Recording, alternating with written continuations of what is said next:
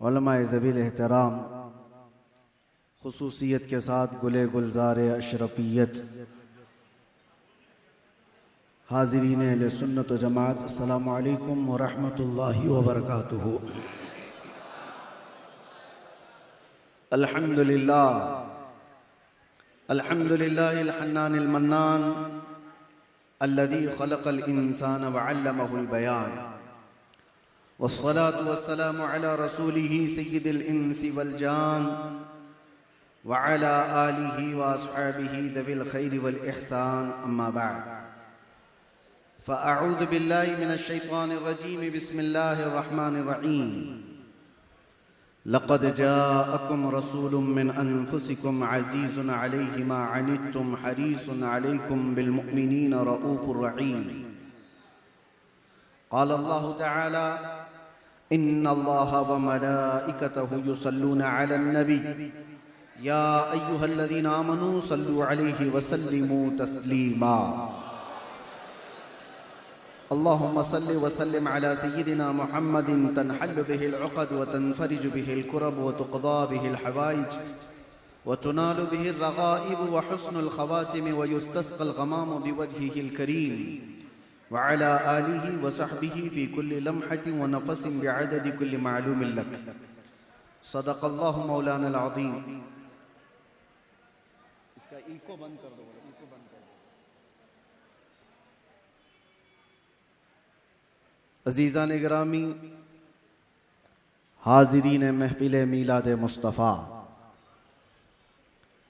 आज की हमारी ये बज़्म, जैसा कि आपको मालूम है, 20 अप्रैल का दिन है। शम्सी तारीख के एतबार से कायनात के आका व मौला रूही फ़िदा मुहम्मदुर रसूलुल्लाह सल्लल्लाहु तआला अलैहि वसल्लम के इस कायनात पे जलवा फ़िगन होने की तारीख़ है। और मैं ये कहता हूँ, आज की तारीख की खुशी सिर्फ मुसलमानों का हक नहीं, पूरी इंसानियत का हक है।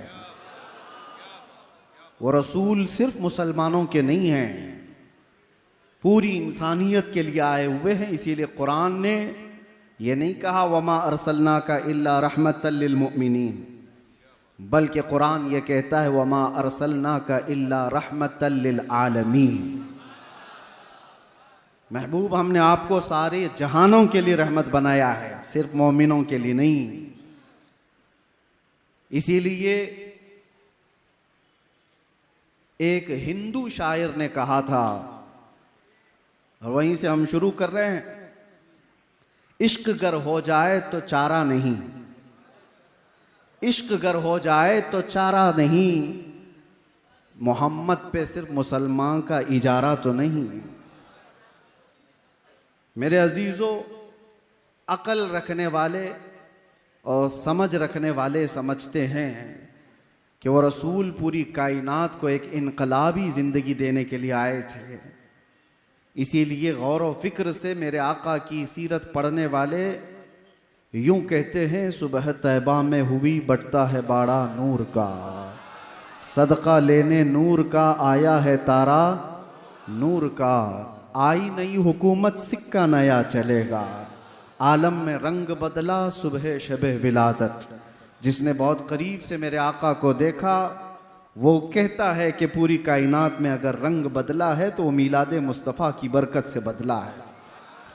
आज का दिन मनाना ये रज़ा अकेडमी, सुन्नी जमीयतुल उलमा या सुन्नी बिलाल मस्जिद का ही हक नहीं है, और ना ही इस इलाके या किसी खित्ते के मुसलमानों के ऊपर यह फरीज़ा है, बल्कि आज का दिन हर उस बेवा को खड़े होने का है जिसको मेरे आका ने इज्जतें अता की है। आज का दिन हर यतीम का दिन है जिसको मेरे आका ने कंधों पर बिठा करके इज्जत अता की है। आज का दिन उन कमजोरों के लिए है जिनके सहारा मेरे मुस्तफ़ा सल्लल्लाहु अलैहि वसल्लम बनकर तशरीफ लाए।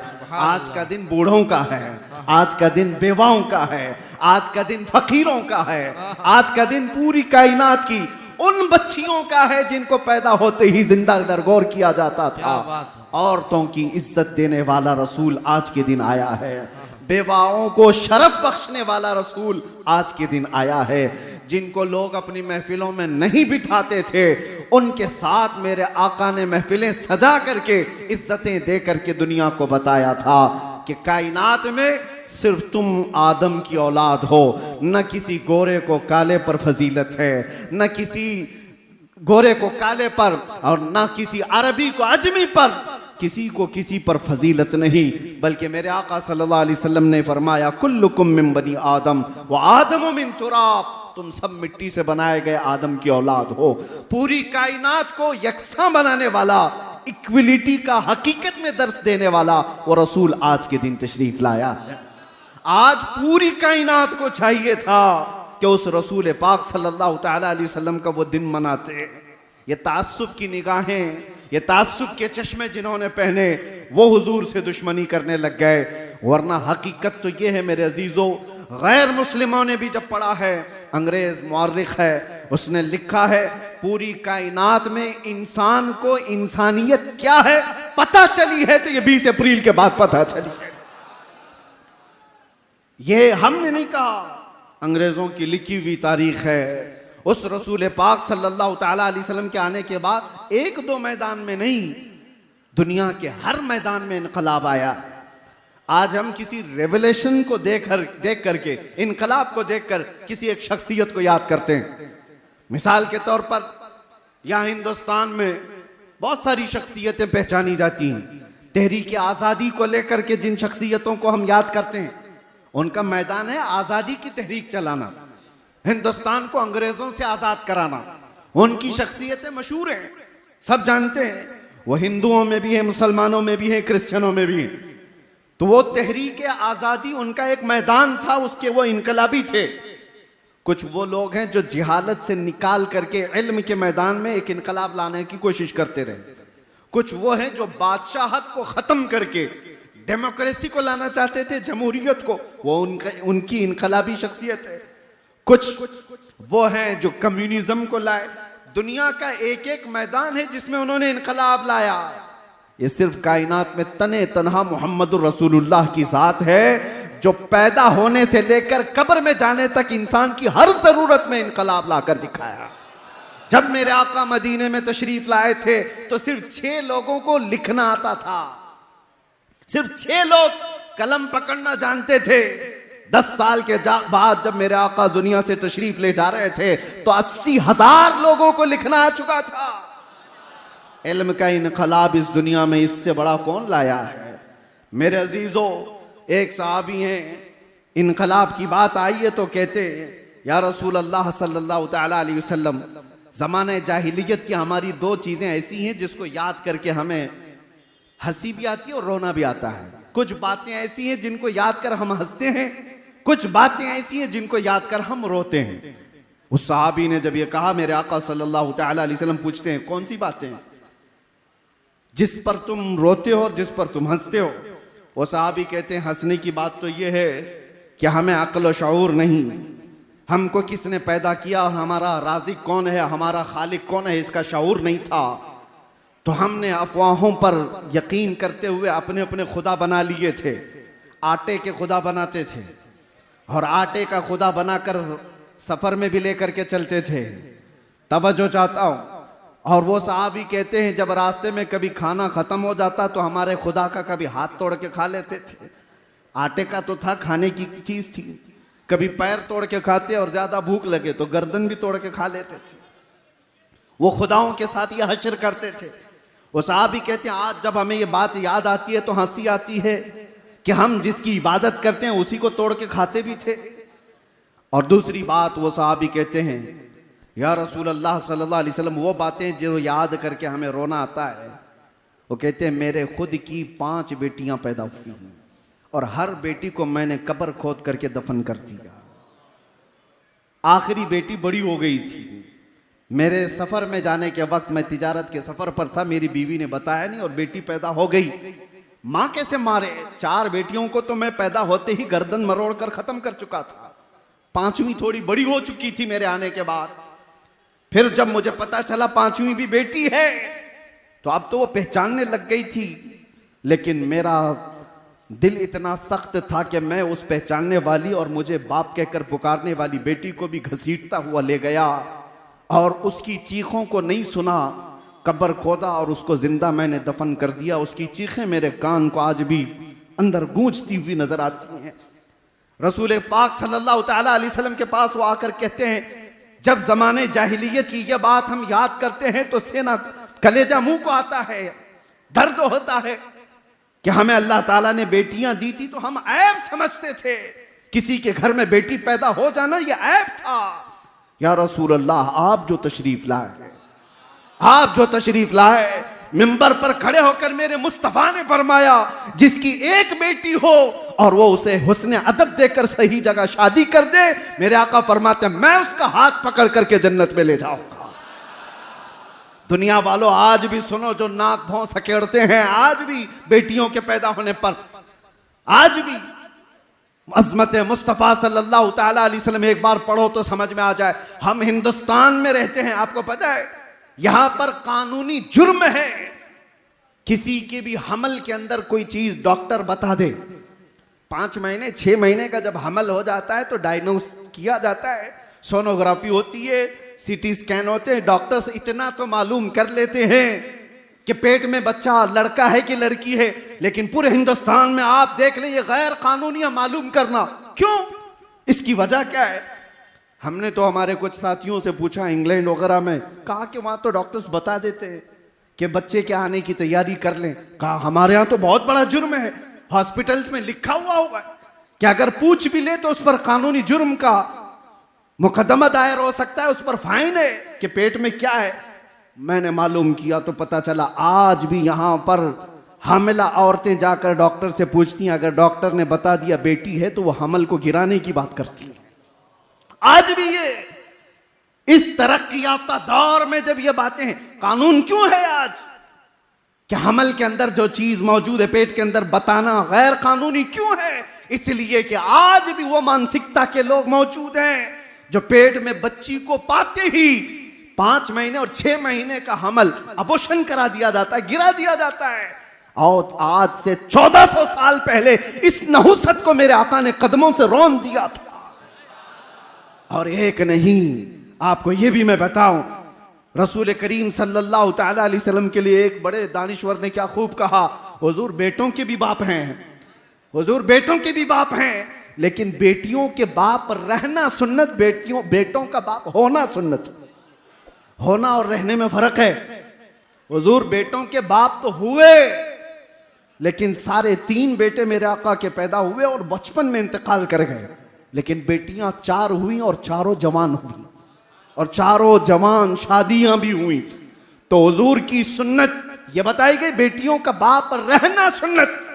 मेरे आका सल्लल्लाहु तआला अलैहि वसल्लम ने दुनिया को यह मिजाज दिया जिसको तुम गला घोंट करके दफन कर दिया करते थे, यह हकीकत में बेटियां तुम्हारे लिए अजाब नहीं है। एक बार मेरे आका किसी जगह से गुजर रहे थे, एक सहाबी कहते हैं रात का वक्त था, एक घर पर बहुत तेज रोशनी आसमान से उतरती दिख रही थी। वो रोशनी है जो साहब बसीरत देखते हो।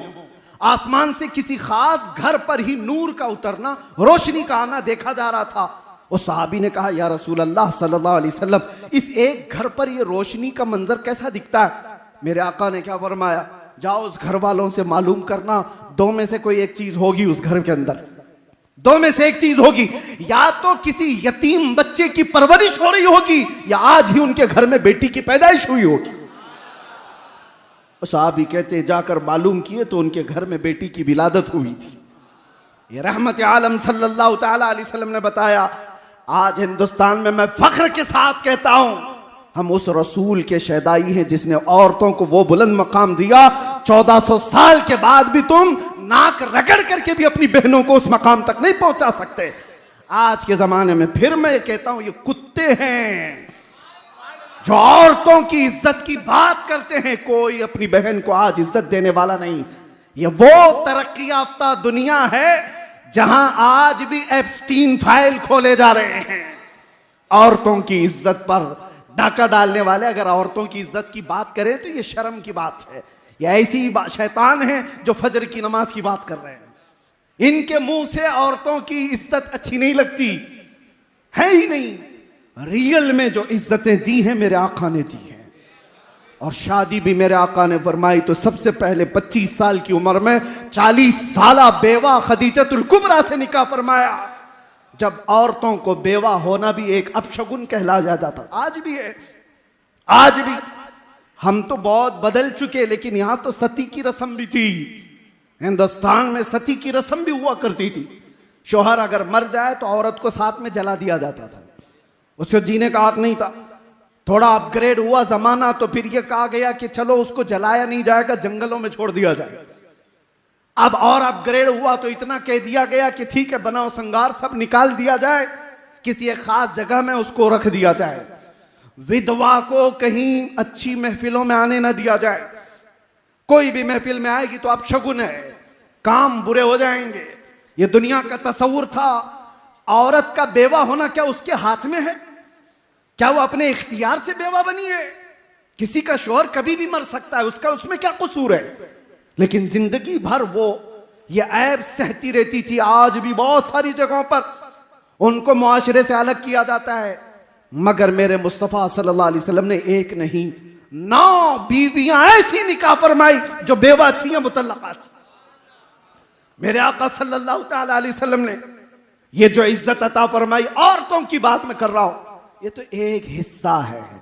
आज के दिन किस किस मैदान पर हम गुफ्तगू करें, कहां कहां इज्जतें दी गई।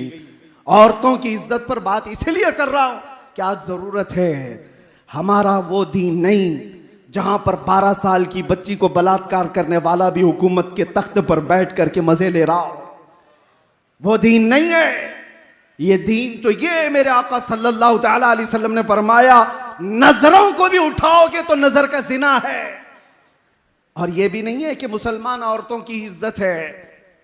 इस्लाम हर एक बेटी की इज्जत को वैसे ही समझता है जैसे मुसलमान बेटी की इज्जत है। ऐसा नहीं है कि जिना का अजाब, जिना की जो सजा है सिर्फ मुसलमान लड़की से करने पर जिना की सजा है।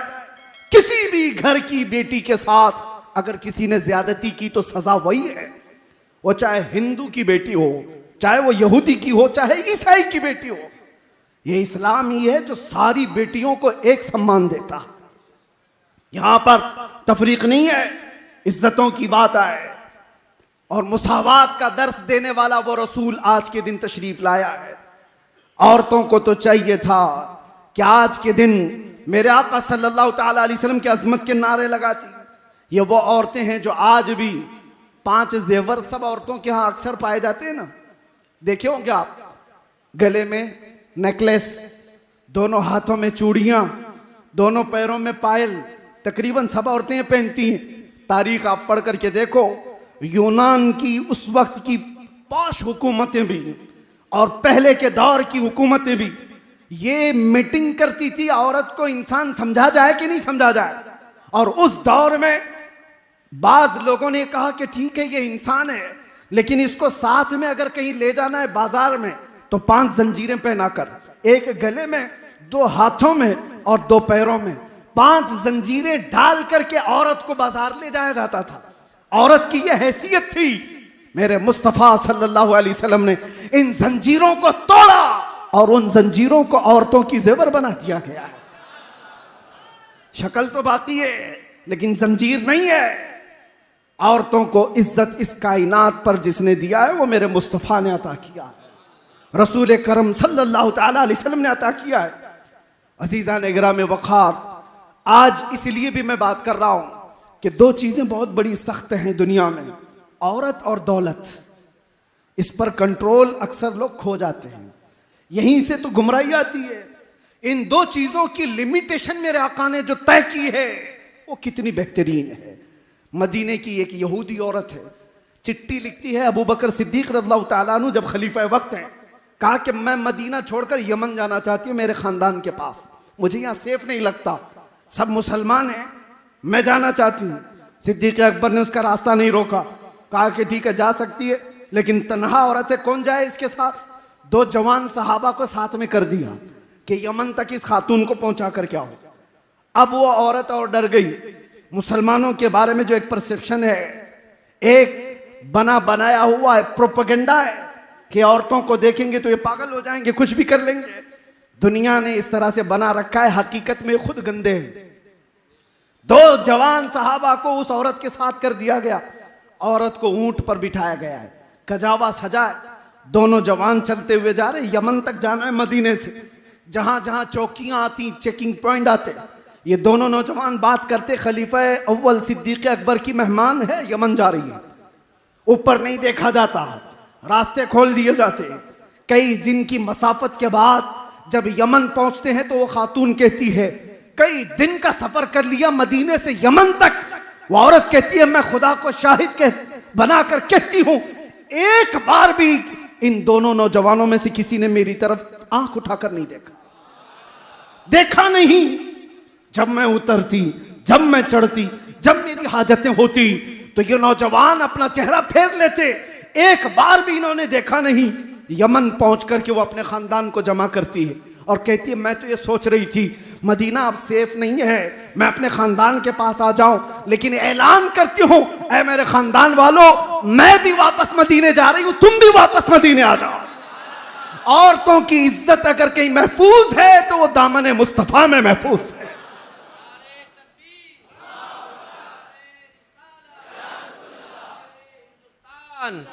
मेरे अजीजों, ये सिर्फ और सिर्फ बेटियों की बात जहां तक है, ये इनकी इज्जतों की बात, हदीसें पढ़ो आपको पता चले।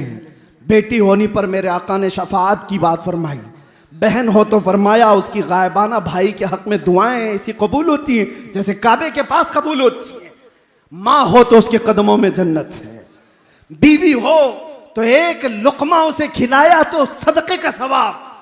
औरत को हर मकाम पर वो इज्जतें दी गई। नबी आखिरुज़्ज़मान सल्लल्लाहु तआला अलैहि वसल्लम ने आखिरी जो अल्फाज वफात के वक्त जो बयान फरमाए उसमें भी ये जिक्र है, मिल्के यमीन अस्सलात, वो मिल्के यमीन। मिल्के यमीन किसको कहते हैं? जो तुम्हारे मातहत रहने वाली औरत।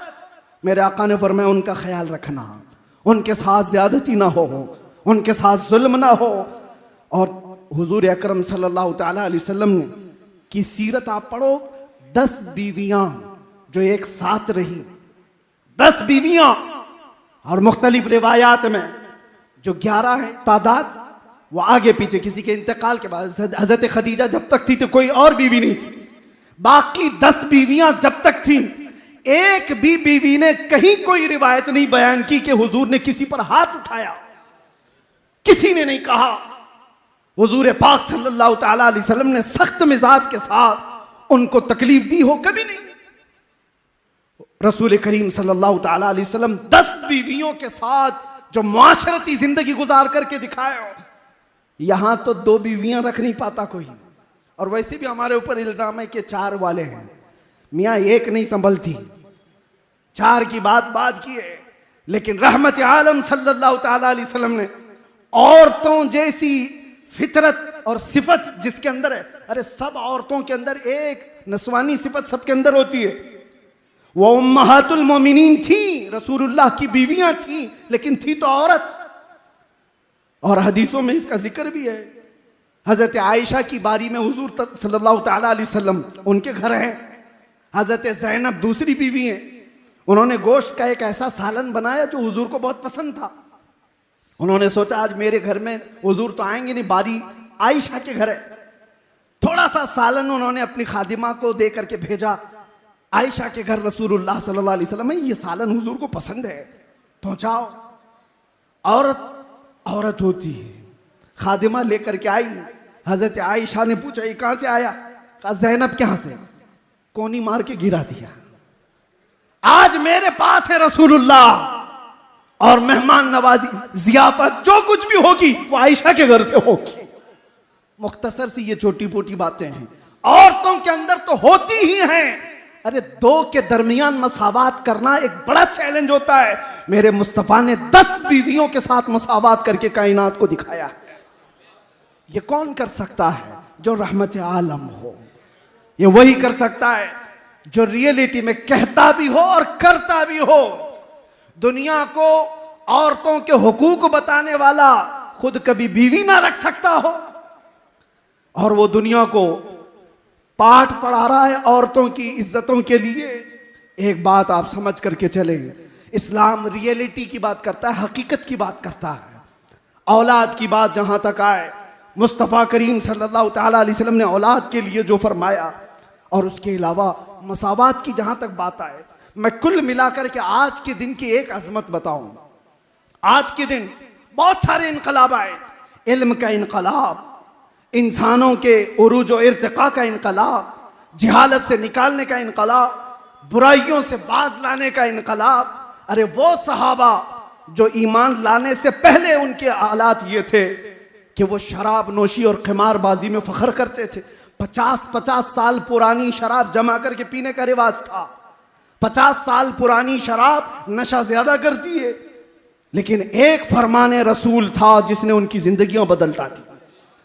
हजरत अनस कहते हैं, मैं कहबा खाने में लोगों को शराब प्यालों में भर करके दिया करता था।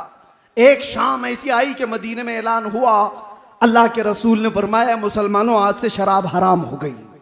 सिर्फ ऐलान हुआ, जैसे ही आवाज गूंजी मदीने की गलियों में, जिसके हाथ में प्याला था वो वहीं से पटक दिया, जिसके घर में मटका था उसने तोड़ दिया। वो एक दिन था मदीने की सारी नालियां शराब से बह रही थी। एक फरमाने रसूल ने उनकी जिंदगियां बदल डाली। इनकलाब, मेरे अजीजों, यहां रुक करके मैं इस इनकलाब पर थोड़ी सी बात और करना चाहूंगा। वो सहाबा से आपकी मोहब्बत है या नहीं? हम अहले ईमान है, उस सहाबा से हमारी मोहब्बत, उस रसूल से मोहब्बत ना होती तो यहां आते भी नहीं आप। उस रसूल से आपको बेपनाह मोहब्बत है। आज अगर मैं कहूं, हर बच्चा हर जवान ये कहने को तैयार है, उस नामूसे मुस्तफा पर तुम क्या दोगे? चंदे की बात नहीं, गर्दनें देने को तैयार है। ये लब्बैक यूं ही नहीं कहा जाता। लब्बैक का मतलब होता है हम हाजिर हैं या रसूल अल्लाह, हम हाजिर हैं या रसूल अल्लाह। बताओ किस चीज से तुम हाजिर हो? जान से, अपनी तमाम चीजों से हाजिर हो। लेकिन एक बात मैं पूछना चाहता हूं, जो कौम अपने नबी से इतनी मोहब्बत करती हो, जान देने के लिए तैयार है, हुजूर पर मर मिटने को तैयार है, हर सितम हर मुसीबत गवारा करने को तैयार है, उस कौम के अंदर अगर नशा आम हो चुका है तो ये बहुत बड़ी फिक्र की बात है। जिस चीज को मेरे आका कायनात से खत्म करने आए, आज उनकी उम्मत उस चीज को रिवाज कैसे दे सकती है? हैरत की बात है मेरे अजीजों, मुसलमान और नशा दो ऐसी चीजें हैं जैसे दिन और रात। दिन और रात का क्या मिलाप? काला और सफेद दोनों एक हो नहीं सकते। मुसलमान और नशा इतना अपोजिट है, इतना अपोजिट है। हमारे मोहल्लों में नशा आया कहां से? हमारे मोहल्लों में नशा बिकता कैसे है? तुमने क्या हदीसें नहीं सुनी? वो सहाबा तो पहले हराम नहीं हुई थी इसलिए इस्तेमाल कर रहे थे। हम तो पैदाइशी कानों में सुनते आ रहे कि हराम है, हराम है, हराम है। अभी तुम्हें और कोई हराम करने वाला नहीं आने वाला है। पहले से हराम चीज तुम्हारे सामने है। कौन है जो हमारे बच्चों को इस आवारगी में आज मुब्तला कर दिया? अगर इश्क रसूल राई के दाने के बराबर भी तुम्हारे सीनों में है तो मेरे अजीजों, नशा उठाना तो दूर की बात, तुम देखना भी गवारा नहीं करते। तुम्हारे सरों पर जिसकी इज्जत लगी हुई है वो मेरे मुस्तफा की है। दुनिया तुम्हें तुम्हारे नाम से नहीं, मेरे नबी के नाम से पहचानती। हमारी अपनी क्या पहचान है? हमारी अपनी क्या पहचान है? अगर मुस्तफा के ना होते तो हम जिंदा चलती फिरती लाशें होते। हमें कौन मुंह लगाता? आज हमें दुनिया देखती है तो नबी के नाम पर देखती है।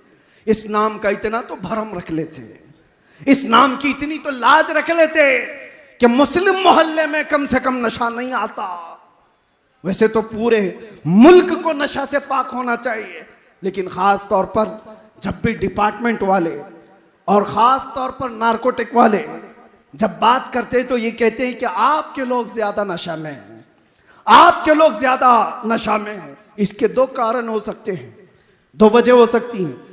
एक तो जल्दी पैसा हासिल करने के लिए हर आदमी बहक जाता है, और दूसरा एक सोची समझी साजिश के तहत ये पूरे के पूरे खित्ते को नशा में मुब्तला किया जाता है। क्योंकि ये छुपी हुई चीजें नहीं है। किसी चलते फिरते आदमी से भी पूछ लो तो वो नशा का अड्डा बता देता है, यहां मिलता है, यहां बिकता है। हालात तो ये है आज। तो जब चलते फिरते आदमी को मालूम है तो हुक्काम वक्त जो पावर रखते हैं क्या उनको नहीं मालूम? सब मालूम है। तो फिर कौन है जो इनको नशे में मुब्तला कर रखा है? एक चीज ये समझ में आती है, दुनिया इनको अच्छी तरह से पहचानती है। ये आम लोग नहीं है, ये आम लोग नहीं है, ये मोहम्मद अरबी के शेर हैं। इनको नशा में इतना सुलाओ कि उठने की हिम्मत ना हो। जिस दिन ये उठ गया तो अच्छे अच्छों का सोना हराम कर सकता है। नहीं उठना चाहिए, नहीं उठना चाहिए। तुम्हें इस तरह से आज पूरी दुनिया में, सिर्फ नशा यहां नहीं है, सऊदी भी मुब्तला है इसमें, अरब की कई कंट्रीज ऐसी हैं जहां सब मुब्तला है। और बगैर किसी पावरफुल जरिए के ये चीज नहीं होती। हजरत इतनी फिक्र के साथ मुझसे कह रहे थे कि दिल दर्द करता है जब अपने बच्चों को नशा में देखते हैं।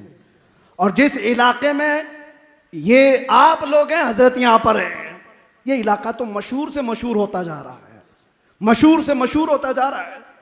अजीजा ने गिरा में वक़ार, अगर मुस्तफ़ा करीम सल्लल्लाहु अलैहि वसल्लम से राई के दाने के बराबर भी मोहब्बत रखते हो, बाज आ जाओ आज के दिन। इसलिए मैं कह रहा हूं कि तुम बर्बाद हो जाओगे तो तुम ये समझते हो कि किसको क्या पड़ी है। नहीं, मेरे आका तुम्हारे कदमों में कांटा भी चुभे तो उसका दर्द महसूस करते हैं। मेरे आका को दर्द होता है। अगर अपने नबी को कोई ईजा देना चाहता है तो क्या कोई ऐसा हिम्मत वाला आदमी है यहां पर जो रसूलुल्लाह को ईजा देना चाहता हो, मेरे आका को दर्द देना चाहता हो? हर जुमेरात को हमारे आमाल मेरे आका के सामने फरिश्ते पेश करते हैं। तुम्हारे सबके अमाल, हमारे सबके अमाल पेश किए जाते हैं। फला बिन फला ने पूरे हफ्ते में क्या क्या किया है, हमारे अमाल पेश होने वाले हैं। और हुजूर फरमाते, मैं सबको उनके बाप के नाम से पहचानता हूं, सबको पहचानते हैं मेरे आका। जो बच्चे गलत रवि में मुब्तला हुए, मेरी उनसे मुअद्दबाना इल्तिमास, मुझे छोटा समझो, जिस तरह से भी समझो, आज उठो, एक इनकलाब लेकर के आओ। आज उठो, एक रेवोल्यूशन लेकर के आओ। दुनिया आज भी तुम्हारी तरफ देख रही है कि बदलोगे तो तुम ही बदल सकते हो। तुम ही ने बदला था इस कायनात को, आज फिर बदलाव आएगा तो तुम्हारे जरिए से आएगा। दुनिया दूसरों की तरफ नहीं देख रही है, इसलिए कि दुनिया को पता है बदलने वाले मदीने से निकले थे, बदलने वाले बदर में आए थे, बदलने वाले ओहद में आए थे, बदलने वाले खंदक में आए थे, और कायनात को बदलने वाले करबला में आए हुए थे। मेरे अजीजों, आज उनके पैरोकार अगर तुम अपने आप को मानते हो तो उठो और बदलो। उठो, वो गर न हश्र न होगा फिर कभी, दौड़ो के जमाना चाल अपनी चल चुका। और फिर मुसावात की बात जहां तक मैं करना चाहता हूं, रसूल पाक सल्लल्लाहु ताला अलैहि वसल्लम ने जिन लोगों को उठाया था, एक शायर क्या खूब कहता है, एक अरब ने आदमी का बोलबाला कर दिया, खाक के जर्रों को हमदोश सुरैया कर दिया। खुद न थे जो राह पर औरों के हादी बन गए, क्या नजर थी जिसने मुर्दों को मसीहा कर दिया। मेरे आका सल्लल्लाहु ताला अलैहि वसल्लम ने उठाया है। आज के दिन की जो सबसे बड़ी बात मैं कह रहा था वो ये, 20 अप्रैल को वो रसूल तशरीफ लाया है जिसने इंसानों को उनकी हकीकत से आशना कराया है। तुम इंसान हो तो कैसे जियो, जानवरों की तरह नहीं। दुनिया तुम्हें जंगली बनाना चाहती है। हम देख रहे हैं बहुत सारे जंगल से छूटे हुए यहां पे भी आए हुए हैं, यहां पे मतलब दुनिया में, हमारे मुआशरे में आए हुए हैं। उनको देखकर लगता नहीं इंसानी शक्ल है। इंसानों की तरह जीना सिखाया मेरे आका ने, इंसान को इंसानियत से आशना कराया। सबसे बड़ा पैगाम है। जाहिर सी बात है, आप इंसान हैं, चाट कर तो नहीं खाते जमीन पर। आपके सामने चावल डाल दिया जाए, दाल डाल दिया जाए और कहा जाए चाट के खाओ, आप कहेंगे मैं बकरी कुत्ता थोड़ी ना हूं, मुझे प्लेट में दो, हाथ उठा करके खाऊंगा। तो इतना तो आपको पता है इंसान इस तरह से खाता है, इंसान वैसे नहीं खाता। तो मेरे आका ने यह भी बताया, इंसान इज्जतों का मुहाफिज है, कुत्तों और गधों की तरह जिना नहीं करता बाजारों पर। वो जानवर हैं, उनके यहां रिश्ते नहीं होते। जो गधा जिस गधी को पाले, जो कुत्ता जिस कुतिया को पाले, उनके यहां अक्ल और शऊर नहीं। लेकिन इंसान भी अगर उसी सिफत में जीना चाहता है तो मैं समझता हूं ये जंगल के राज की तरह जानवरों की तरह जीने का सलीका दिया जा रहा है। मेरे मुस्तफ़ा ने वो सलीका नहीं दिया। आज पूरी दुनिया को एक रिवाज दिया जा रहा है। ये कॉमन बातें, क्या मौलवियों की बात सुनते हो? आओ नंगे हो जाओ, आओ नंगे हो जाओ बाजारों में, तुम भी नंगे हम भी नंगे। आप क्या समझते हैं? आपको ये जो सोशल मीडिया चलाने के लिए दिया जा रहा है, मुफ्त में दिया जा रहा है। कभी आपने सोचा फेसबुक, व्हाट्सएप, इंस्टा और न जाने कितने ऐसे, ये स्नैपचैट, ये जो सोशल साइट्स है, एक दूसरे को चैट करने के लिए सबसे रीढ़ की हड्डी माने जाते हैं। इसका कोई सब्सक्रिप्शन चार्ज नहीं, 1 रुपया भी नहीं लिया जाता, 1 रुपया भी नहीं। अरे अगर कोई एजुकेशन लेना है, आपको कोई कोर्स करना है, इंटरनेट में भी बहुत सारे एप्लीकेशन ऐसे हैं जो वो चार्ज लेते हैं सब्सक्रिप्शन का, मंथली आपको फीस देना पड़ता है। वहां पर तो फीस देना। ये चैटिंग के जितने ऐप हैं क्यों खुले आम मुफ्त दिए जाते हैं? आप हर चीज एक दूसरे से शेयर करो, नंगी तस्वीरें भी भेजो, नंगी तस्वीरें देखते भी रहो। मेरे अजीजों, ये माइंड प्रोग्रामिंग है। मेरे आका सल्लल्लाहु अलैहि वसल्लम ने 1400 साल पहले फरमाया था, एक दौर आएगा जब तुम देखोगे कि इंसान रास्तों पर ऐसे जिना करेंगे जैसे कुत्ते और गधे जोड़ा खाते हैं। और सुनो, सबसे ताज्जुब की बात, मैं हदीस पढ़ रहा था, रोंगटे कांपने लगे। मैं सच बता रहा हूं, हुजूर फरमाते हैं उस जमाने का सबसे शरीफ आदमी कौन होगा पता है? सबसे शरीफ आदमी, हुजूर फरमाते हैं उस आखिरी जमाने में सबसे शरीफ आदमी वो होगा जो जिना करते हुए देख के सिर्फ इतना कहेगा, भाई साहब थोड़ा पीछे चले जाओ।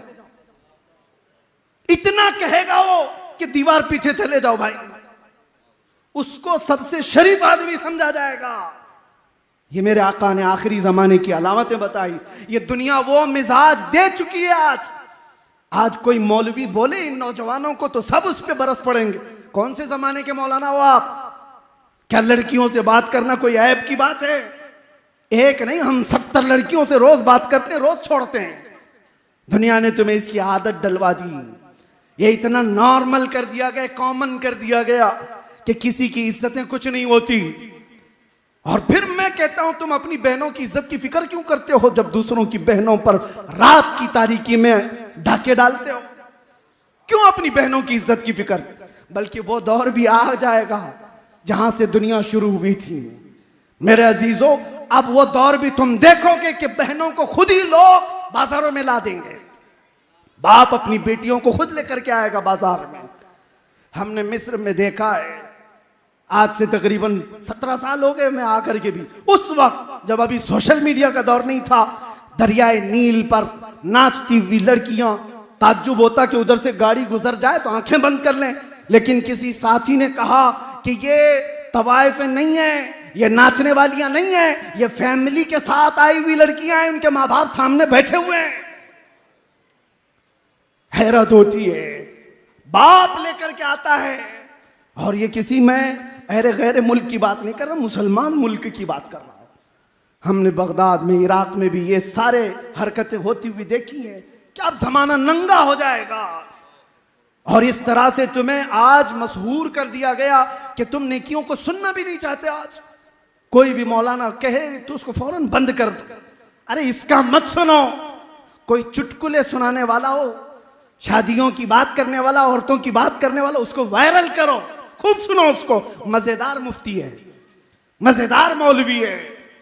लेकिन तुम्हें जिना से अगर कोई रोके, तुम्हारी आंखों की पाबंदी की बात करे, पुराने ख्यालात वाला आदमी है। अजीजा ने गिरामी, आपसे मैं ये कहता हूं, तुम जिस इस्लाम की बात करते हो वो इस्लाम नहीं है। ये मेरे आका का इस्लाम तो ये था, मेरे आका का इस्लाम तो ये था कि नबी पाक सल्लल्लाहु ताला अलैहि वसल्लम के सहाबा जिस मुआशरे में रहते बरसों हो जाते, उन्होंने भाभियों को नहीं देखा था। बरसों हो जाते, अपने सगे भाई की औरत को नहीं देखा। और आज हम जिस इस्लाम की बात कर रहे हैं, अभी अगर नारा लगाओ कोई भी इस्लाम जिंदाबाद, तो देखो छत गूंजने लग जाए, दीवारें गूंजने लग जाए। इस्लाम जिंदाबाद क्या मस्जिद में जिंदाबाद? तुम्हारी शादियों की महलों में क्या हो गया इस्लाम को? कहां है इस्लाम? तुम्हारी बीवियों पर इस्लाम जिंदाबाद नहीं, तुम्हारी बेटियों पर इस्लाम जिंदाबाद नहीं। तुम्हारी माओ पर इस्लाम जिंदाबाद नहीं। हम किसी शादी में जाने से अब घबराने लग गए, डरने लग गए। अक्सर ऐसा होता है, हम अपनी शक्ल शबाहत देखते, या ये उलमा भी होते होंगे, मियाँ हमको पर्दा करके जाना पड़ता है, बाकी पर्दे वाली तो सब खुले होती हैं। मर्दों को, उलमा को पर्दे में लेके जाया जाता है क्योंकि यह सब नंगी है। वो बात करती है फातिमा तो ज़हरा की, दिल पर चोट लगती है। मेरे आका की वो दुख्तरे नेक अख्तर लगते जिगर, जिसका जनाजा भी किसी ने नहीं देखा, उससे निस्बत जोड़ने की बात करती हैं हमारी बहनें आज। और हद तो ये है, उस रसूलुल्लाह की बेटी के पर्दे का हाल ये है, हदीस मुबारक है, क़यामत के दिन लोग तो नंगे उठाए जाएंगे, लेकिन उस महशर के मैदान में भी एक आवाज आ रही होगी फरिश्तों की तरफ से, या अहले महशर गद्दू अबसारकुम फइन्न फातिमा बिन्त मोहम्मद तमर्रु इलल जन्ना।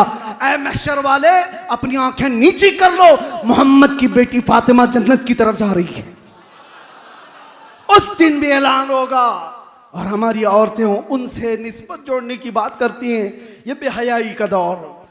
आज इस इनकलाबी दिन पर मेरा ये पैगाम है, मेरे आका सल्लल्लाहु अलैहि वसल्लम ने जिस नुक्ते पे हमें छोड़ा था, आओ उस नुक्ते पर। मेरे आका करीम सल्लल्लाहु तआला अलैहि वसल्लम दुनिया से जाने से पहले एक मर्तबा ऐसा हुआ कि रोए मेरे आका ने। हुजूर से सैयदना अबू बकर सिद्दीक ने पूछा, या रसूल अल्लाह सल्लल्लाहु अलैहि वसल्लम, गम किस बात का? मेरे आका फरमाते हैं, भी मेरे पास दुनिया आई थी, उसने कहा मेरा मालो मता ले लो, मैंने ठुकरा दिया। दुनिया ने कहा मेरा हुस्न जमाल कबूल कर लो या रसूल अल्लाह, एक से एक लड़कियां आपकी खिदमत में होंगी। हुजूर फरमाते मैंने ठुकरा दिया, मुझे तेरे हुस्न जमाल की भी हाजत नहीं, तेरे दौलत और माल की भी नहीं। तो दुनिया मुझे ये कह करके गई, या रसूल अल्लाह, आज आपने मुझे ठुकराया, लेकिन आपके बाद आपकी उम्मत ऐसा नहीं कर सकेगी, वो मुझे ले लेगी, मेरे हुस्न और जमाल में मसरूफ हो जाएगी, मेरे दौलत और माल में गर्क हो जाएगी। हुजूर फरमाते दुनिया की इस बात ने मुझे रुला दिया, दुनिया की इस बात ने मुझे रोने पर मजबूर किया। मेरे आका सल्लल्लाहु तआला अलैहि वसल्लम को अगर गम था तो इसी दौर का था ये, जब उम्मत मेरे आका की तरफ देख भी नहीं रही। आज साल में एक मर्तबा क्या हम जलसा करके उस नबी रहमत का हक अदा कर सकते हैं? उस कायनात के आका और मौला की खिदमात का हक अदा कर सकते हैं?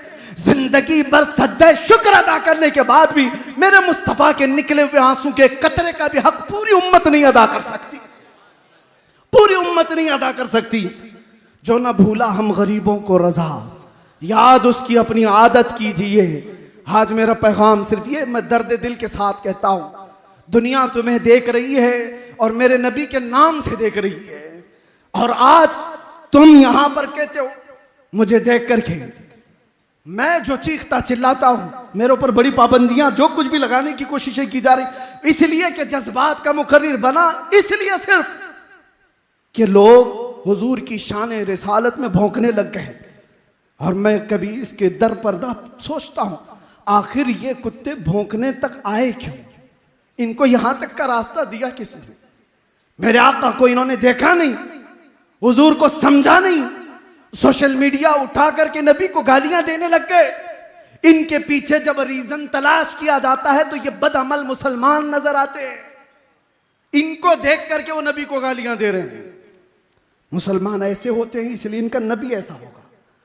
मुआज़ल्लाहि रब्बिल आलमीन, क्या आज हमारी जिंदगी इस मोड़ पर आ गई कि हमारी वजह से मेरे नबी की इज्जत पर उंगलियां उठने लग जाए? हमारी जिंदगी आज इस मोड़ पर आ गई कि हुजूर को पढ़े बगैर आदमी गाली देने लग जाए, इसलिए कि मैंने अमल ऐसे दिखाए लोगों को। शराब की बोतल हमारे हाथ में आ गई, नशे के अड्डे पर मैं बैठा, ताश के पत्ते हमारे गलियों में, तो दुनिया फिर ये समझने लगी कि मोहम्मद का पैगाम यही था। दुनिया तुम्हें देख करके नबी को पहचानती है, वो पढ़ती नहीं है, देख करके समझती है। हर जमाने में मुसलमान अपने नबी का तर्जुमान रहा है, एम्बेसडर रहा है। बदलो अपनी जिंदगी को, और अगर आज ना बदले तो वो दिन इंतजार करो जब खबर में रखे जाओगे।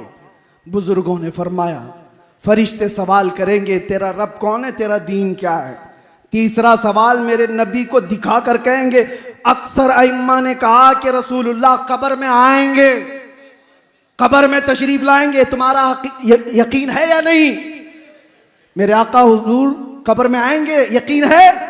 बुजुर्गों ने फरमाया वो वक्त भी आएगा मुसलमान, संभल जा, जिस वक्त तीसरा सवाल फरिश्ते हुजूर को दिखाकर पूछ रहे होंगे इनके बारे में क्या कहता था। बुजुर्गों ने फरमाया हुजूर अपना चेहरा फेर लेंगे और कहेंगे खबरदार मेरी तरफ देखना मत। हुजूर अगर फरमा दिए या रसूल अल्लाह, अगर तुमसे जो मुंह छुपाऊं तो करूं किसके सामने? क्या और किसी से तवक्को नजर की है? मुझे बताओ नौजवानों, जिस वक्त कब्र में मेरे आका अपना चेहरा फेर ले और कहे मेरी तरफ मत देखना, इसलिए कि दुनिया में तुझे किसी और का चेहरा पसंद था, बात मेरी करता था, काम किसी और के। हुजूर को लब्बैक लब्बैक लब्बैक कहकर पुकार रहा है और फिर गलियों में तेरे तमाशे क्या है? तू अगर नबी का नहीं बन सका तो कब्र में किस चीज के इंतजार में जाएगा इस दुनिया से? और फिर याद रखना, हुजूर ने अगर चेहरा फेर लिया तो पूरी रहमत खुदा हमसे फिर गई। रहमत खुदा जिससे रूठ गई उसका क्या होगा? फिर न खबर है उसकी, न हशर है। हशर में भी कोई उसका मावा उमलजा नहीं रहेगा। इसीलिए मुझे बार बार घूम फिर करके उसी बात पर आना पड़ता है। बरेली के इमाम ने हमारे दिलों पर उंगली रख करके कहा था, आज ले उनकी पनाह, आज मदद मांग उनसे, कल ना मानेंगे कयामत में अगर मान गया। वहां तो सब मानेंगे, सब मानेंगे। आज ले उनकी पनाह और आज मदद मांग उनसे। और रसूल रहमत सल्लल्लाहु ताला अलैहि वसल्लम है जो गिरतों को उठाने के लिए आए हुए थे। दुनिया को एक आज का पैगाम मैं ये भी देना चाहता हूं। ऊंच नीच की बात करने वाले, कास्टिज्म की बात करने वाले, हमारे यहां कोई कास्टिज्म नहीं है। बिरादरियां बनी होंगी ये पहचान के लिए, और कुरान में अल्लाह ताला ने फरमाया वजअलनाकुम शुउबन व क़बाइल लितआरफू, तुम आपस में एक दूसरे को पहचान सको, इसलिए तुम्हारे अंदर कबीले बने, खानदान बने। ये नहीं कि तू नीच है मैं ऊंच हूं, ये नहीं है कि तू अंसारी है ये मंसूरी है और ये पठान है और ये खान है, इसका इससे नहीं हो सकता, उसका इससे नहीं हो सकता। कबीले इसलिए नहीं बने, एक दूसरे के तारुफ के लिए बने, एक दूसरे की पहचान के लिए बने।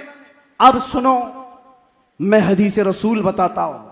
दुनिया आज तक ये फर्क नहीं मिटा पाई। हमारे यहां भी आज कल को देखना जनगणना होगी तो उसमें भी कास्ट पूछी जाएगी। कास्ट को बरकरार रखना है। क्यों एक इंसान नहीं हो सकता कोई? सारे इंसान पैदा होने का तरीका एक ही है, मां और बाप से, लेकिन इनको इस तरह कास्ट में बदल कर रख दिया जाता है। आज जो हमें मसावात का दर्स देना चाहते हैं, मैंने गुजरात की सरजमीन पर कई लोगों के दुख सुने। ऐसे नहीं जो मुजरिम हैं, ऐसे लोग जो डिपार्टमेंट में आला ऑफिसर हैं, पढ़ लिख करके वो ओहदे पर आ गए, लेकिन वो कहते हैं हमारी बिरादरी छोटी है तो हमें आज भी गांव का मुखिया खटिया पे भी बैठने नहीं देता, चाहे मेरे स्टार लगे हुए। ये हालात बना दिए गए। मैं किसी का नाम लेकर नहीं कर, आज भी ये कास्टिज्म का जो भूत सवार है। कई जगहों पर जाकर देखो, छूत छात आज भी छूत छात से जूझ रहा हुआ ये मुआशरा। मेरे मुस्तफा की बारगाह में आओ। अल्लाहु अकबर। मदीने तैयबा में एक साहबी हैं जाहिर बिन हराम रदी अल्लाह ताला अन्हु, सब्जी बेचा करते थे, सब्जी फरोश थे और गांव से सब्जी लाकर मदीने में बेचते थे। सूरत की अच्छी नहीं थी, लोग जो है दूर हटते थे, फटे पुराने कपड़े पहनकर आते, पसीना जिस्म में रहता। आमतौर पर किसान लोग अपनी किसानी करते करते थक जाते हैं। इसी तरह जाहिर बिन हराम थे, बाजार में सब्जी बेच रहे हैं। अचानक पीछे से कोई आया और आंखों पर हाथ रख दिया, पूछा पहचानो कौन है? जाहिर बिन हराम। वो कहते हैं इस पूरे भरे मदीने में मुझे कोई छूता नहीं, अगर मेरे चेहरे पर कोई हाथ रखा है तो आमिना का लाल ही होगा। बगैर किसी ताखीर के कहा ये मोहम्मद रसूलुल्लाह के हाथ हैं, और फिर अपने जिस्म को हुजूर के जिस्म से टच करने लग गए, लगाने लग गए। ऐसा नहीं कि मेरे आका हटने लग गए, हुजूर ने भी अपना जिस्म उनको लगा दिया। और उसके बाद हुजूर ने ऐसे ही मदीने की गलियों में, बाजार में जहां ये खड़े थे, ऐलान किया, कौन है जो मेरे गुलाम को खरीदेगा? जाहिर बिन हराम कहते, या रसूल अल्लाह, मुझ जैसे बदसूरत को कौन खरीदेगा? लोग तो मुझे टच भी नहीं करते, आप मुझे बेचने की बात कर रहे हैं। हुजूर पाक सल्लल्लाहु अलैहि वसल्लम ने सीने से सीना लगाया और कहा, याद रख जाहिर बिन हराम, तेरी अल्लाह की बारगाह में बड़ी मौकात है, तेरा मकाम है अल्लाह की बारगाह में, तुझे अल्लाह और उसके रसूल खरीदेंगे। गुलामों को जिसने हाथों से उठाया है, और आपको पता है फतेह मक्का के दिन एक बहुत अलग है। फतेह मक्का आपने सुना होगा, तकरीरों में हो, किताबों में। एक चीज मुझे लगती है, 10,000 सहाबा आए थे फतेह मक्का के दिन। ये वो मक्का है जहां 13 साल तक सहाबा को इतना तड़पाया गया है कि अंगारों पे सुलाया गया है। और सबसे मशहूर सहाबी आप भी जानते हैं, बिलाल हबशी। बिलाल हबशी को क्या नहीं किया गया? पैर में रस्सी डालकर औबाश लड़के खींचते थे, गरम रेत पर सुला करके सिल सीने पर रखी जाती थी। सारी ईजाएं दी गई हैं, सबको पता है। 10,000 सहाबा के साथ 6 साल के बाद जब मेरे आका वापस मक्का में आए, अब ताकत तो पावर किसका था? पावर रसूलुल्लाह के हाथ में, ताकत और आज की सल्तनत हुजूर के पास है। सारे मक्का में लोग भागे भागे फिर रहे थे जान बचाकर, क्योंकि उन्हें मालूम था, और सहाबा भी जोश में आए हुए थे। ये वो मक्का के कुफार और मुशरिकीन हैं जिन्होंने रसूलुल्लाह के दांत मुबारक भी शहीद की। ये वो लोग हैं जिन्होंने अमीर हमजा का कलेजा चबाया है। ये वो लोग हैं जिन्होंने सूली पर चढ़ा करके हमारे सहाबा को मुसला किया है, कान नाक आंख काटे। बदर देखा, उहद देखा, खंदक देखा, उसके बाद सबर कहां से आता? लेकिन फतेह मक्का जिस दिन हुई, मेरे आका तशरीफ लाए, साहबा कह रहे थे कि आज तो बदले का दिन है, गोश्त के छितड़े उड़ाने का दिन है। हुजूर ने उसको बदल करके कह दिया। साहबा कह रहे थे अल यौम यौमुल मलहमा, हुजूर ने फरमाया अल यौम यौमुर रहमा, आज के दिन रहम करने वाला दिन है। इज़हबू अंतुम तुलका, जाओ तुम सबके सब आजाद हो। एक साहबी आए, कहा या रसूल अल्लाह, सबको यकीन नहीं हो रहा है, कहाँ जाएंगे सब? हुजूर ने फरमाया जो मेरे दादा अब्दुल मुत्तलिब के घर में जाएगा वो अमान में है। फिर हुजूर ने फरमाया जो अबू सुफियान के घर में जाए वो अमान में है, जो हरम में आए वो अमान में है। कई घरों का हुजूर ने नाम बताया। अब ये वाकया बताने का जो मेरा मकसद है, सुनो तो बच्चों। आखिर में एक सहाबी पूछते हुए आए कि बहुत सारे हरम में नहीं आ पा रहे, बहुत सारे अब्दुल मुत्तलिब के घर नहीं जा पा रहे, बहुत सारे अबू सुफियान के घर नहीं जा पा रहे, उनके लिए कोई अलग पैगाम है? अल्लाह अकबर।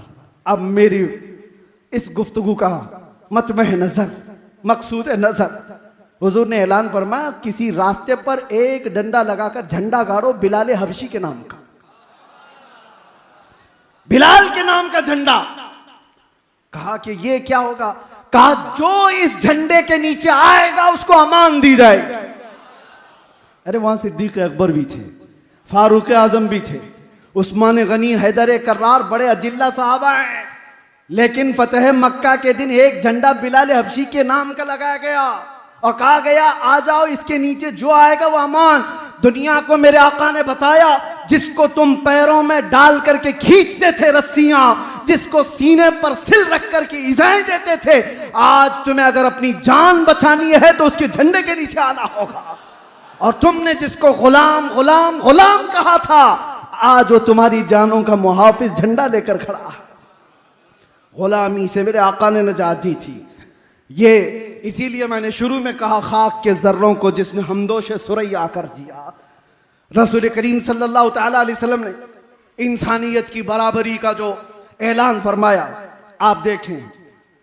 एक साहबी हैं अदी बिन हातिम, वो कहते हैं मैंने देखा मेरी बहन आई और कहने लगी, हातिम ताई के बेटे हैं, बहुत पैसे वाले मालदार, उनकी बेटी हुजूर पाक के पास उनकी बहन अदी बिन हातिम की, यानी हातिम ताई की बेटी मुसलमान हुई और अपने भाई से कहती, भाई जाओ, इसी में खैर है, वो बादशाह हो कि रसूल हो, उनकी पैरोकारी कर लो, उनसे अच्छा आदमी मैंने देखा नहीं। अदी बिन हातिम कहते हैं मैं आया, देखा, उस वक्त क्या बात देखी, तवज्जो चाहता हूं। रसूल पाक सल्लल्लाहु तआला अलैहि वसल्लम महफिल में मदीने की एक पागल औरत जिसका जहनी तवाजुन खो गया हो, लोगों से वो बड़बड़ करती रहती, किसी को भी पकड़कर कुछ भी सुनाती।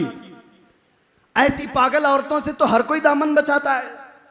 वो औरत करीब आती गई और महफिल में आकर के कहा कि ए अल्लाह के रसूल, मैं आपसे बात करना चाहती हूं।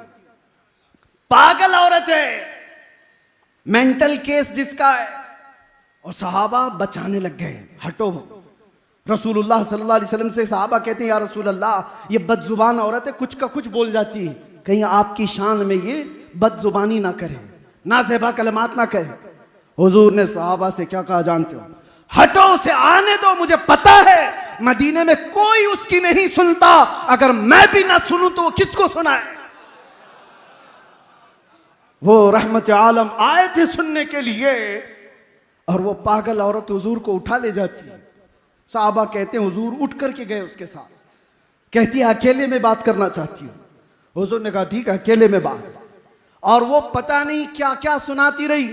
मेरे आका ऐसे सुनते रहे जैसे किसी दानिशमंद की बातें सुन रहे हो। एक ही जुमला बार बार उसे एहसास भी नहीं होने दिया कि वो पागल है। ये मेरे आका की अदाएं थी जिसको कुरान ने कहा लक़द जाअकुम रसूलुम मिन अनफुसिकुम, तुम में वो रसूल आया है अजीजुन अलैहि मा अनितुम, तुम्हारा तकलीफ में पड़ना उस रसूल को देखा नहीं जाता, गवारा नहीं। हरीसुन अलैकुम बिल मुमिनीन, तुम्हारे सिर्फ ईमान की तलब रखने वाला, रऊफुर रहीम, निहायत नरमी करने वाला और शफकत करने वाला रसूल आया है तुम्हारे पास। अजीज़ान गिराम वक़ार, कहने को बहुत सारी चीज़ें हैं, आज के दिन का मेरा यही पैगाम काफ़ी है। आप उठो, जिस पैगाम को मेरे आका ने पूरी कायनात में फैलाया, पूरी कायनात में। तुम ख्वाहिशात के पुजारी नहीं हो, तुम माबूदाने बातिल के पुजारी नहीं हो।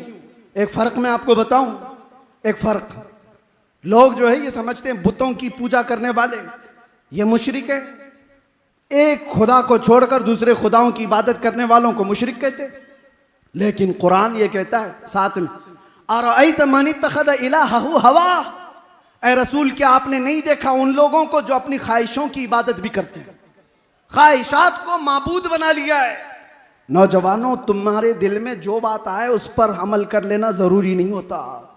रात को तुम्हारा नफ्स उठाए किसी लड़की से बदकारी करने के लिए, तुम ख्वाहिशात के पुजारी मत बन जाओ।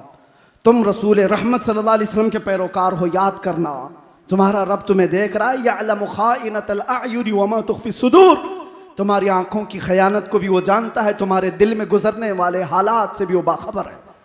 आपको आपका नफ्स दौलत की रेल पेल में ऐसा मसरूफ कर देगा कि तुम्हें ना नमाजों का ठिकाना कुछ भी नहीं। मैं एक बात याद करता हूं, हजरत दाऊद ताई बहुत बड़े सूफी बुजुर्ग हैं, उनसे उनके मुरीद ने पूछा हुजूर कुछ नसीहत कर दे। उन्होंने कहा मैं मसरूफ हूं, जुबान खोलते ही नहीं थे दिन भर। कहा दो बातें कहता हूं वो सुनकर चले जा। एक बात ये, अल्लाह ने तुझे जिस जगह जाने से मना किया वहां कभी दिखना मत, और जहां आने के लिए कहा वहां कभी गैर हाजिर रहना मत। बस ये दो चीजें।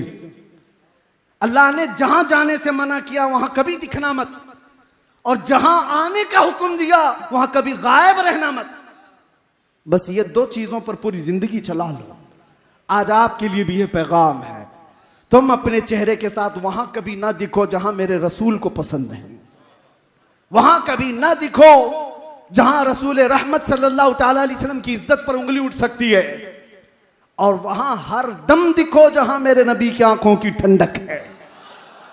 हर दम नजर आओ जहां मेरे आका को पसंद है। आज हमने वर्ल्ड दुरूद डे के तौर पर इसका ऐलान किया है। रजा अकेडमी की जानिब से ये जो मुहिम छेड़ी गई थी, आपको मैं बताऊं, पिछले साल से लेकर जो मैं अपने जानिब से, हमारे भी सोशल मीडिया के जरिए से जो ये मुहिम छेड़ी गई थी, हर कोई बंदा दुरूद पढ़े मेरे आका की बारगाह में पेश करेंगे। और हमने 1200 करोड़ मरतबा दुरूद पढ़ने का आज़म किया था, 1200 करोड़ मरतबा, और उसके लिए सारी टीम लगी हुई थी। अल्लाह अकबर, मैं उस वक्त दंग रह गया उम्मत मेरे मुस्तफ़ा से कितनी मोहब्बत करती है कि मीलाद मुस्तफ़ा से पहले ही हमारे पास 1,17,000 करोड़ मर्तबा के दुरूद आए। मामूली चीज नहीं है, मामूली चीज नहीं है। 1,17,000 करोड़ दुरूद। इससे फिर दिल में यह बात आती है, उम्मत गुनहगार हुई है, गद्दार नहीं है। आज भी इनके दिलों में वो शमा रोशन है, बस थोड़े से इस दिए को तेज होने की जरूरत है, इसकी लौ को थोड़ी सी भड़कने की जरूरत है। लेकिन होश के साथ मेरे आका सल्लल्लाहु ताला अलैहि वसल्लम की मोहब्बत का नशा जिसके सर चढ़ता है, फिर मेरे अजीजों वो नशा के नुक्कड़ पे नजर नहीं आता। वो नशा है जो धतूरा है, वो नशा है जो अफयूम, चरस, गांजा, कुकी, अफयूम तुम्हें तुम्हारी इंसानियत से भी बेखबर कर देगा। वहां तो बंदा माँ और बीवी के बीच में फर्क नहीं कर पाता।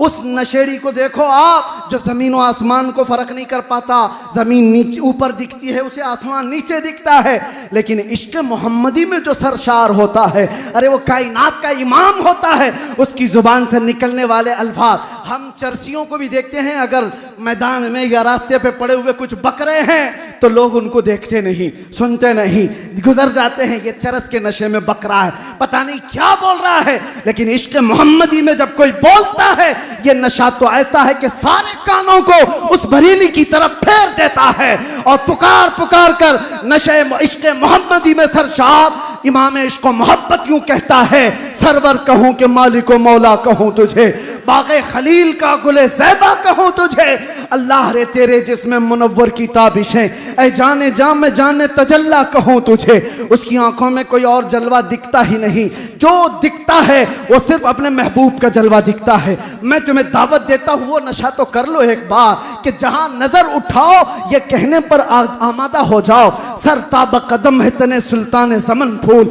लब फूल, दहन फूल, सकन फूल, बदन फूल, वल्लाह जो मिल जाए मेरे गुल का पसीना, मांगे न कभी इत्र न फिर चाहे दुल्हन फूल। क्या बात रजा उस चमनिस्तान करम की, जहरा है कली जिसमें हुसैन और हसन फूल। और जब लुटाने की बात आए तो एक नशेड़ी को भी हमने देखा, वो माँ के गले से चैन खींच करके अपना नशा तैयार करता है, वो बहन को चाकू मार करके भी पैसे चुराता है। लेकिन इश्क मोहम्मदी में जो सरशार होता है, अल्लाह अल्लाह, वो क्या कुछ नहीं लूटा था। अरे यूं कहता है, या रसूल अल्लाह क्या पेश करूं आपके लिए, जमीनो जमा तुम्हारे लिए, मकीनो मकान तुम्हारे लिए, चुनीनो चुना तुम्हारे लिए, बने दो जहां तुम्हारे लिए। आका सिर्फ इतना ही नहीं, दहन में जुबान तुम्हारे लिए, बदन में है जान तुम्हारे लिए, हम आए यहां तुम्हारे लिए, उठे भी वहां। वो इश्क मोहम्मदी में सरशार किसी को मानता ही नहीं। वो कहता है तो सिर्फ यही कहता है, इसालत कुल, इमारत कुल, इमामत कुल, विलायत कुल, सियादत कुल, खुदा के यहाँ तुम्हारे लिए। ये ताजो कमर, ये शम्सो कमर, ये बागो शजर, ये बरगो शजर, ये तैगो सिपर, ये ताजो कमर, ये हुक्म रवां तुम्हारे लिए। जिना में चमन, चमन में समन, समन में फबन, फबन में दुल्हन, सजाए मिहन पे ऐसे या मनो अमा तुम्हारे लिए। आका मैं ही क्या आपकी सना में कलीमो नजी मसीहो सफ़ी, खलीलो रजी अतिक़ो वसी, गनी वो अली, सना की जुबान तुम्हारे लिए। और आखिर में ये कहता है, ये दुनिया का ही मामला नहीं है, आखिरत में भी जाओ मेरे महबूब का ही जलवा दिखेगा। सिर्फ और सिर्फ एक ही जलवा दिखेगा जिसकी मोहब्बत में बरेली का इमाम सरशार था। कहता है कयामत के दिन सारी मखलूक ये देखती रहेगी, खलीलो नजी मसीहो सफ़ी, सभी से कहीं कहीं न बनी, खलीलो नजी मसीहो सफ़ी, सभी से कहीं कहीं न बनी। ये बेखबरी की खल्क फिरी कहां से कहां तुम्हारे लिए। या रसूल अल्लाह आखिर में दुआ सिर्फ इतनी है, सबा वो चले कि बाग फले, वो फूल खिले के दिन हो भले, लिवा के तले सना में खुले, रजा की जुबान तुम्हारे लिए, लिवा के तले सना में खुले हम सब की जुबान लब्बैक या रसूल अल्लाह।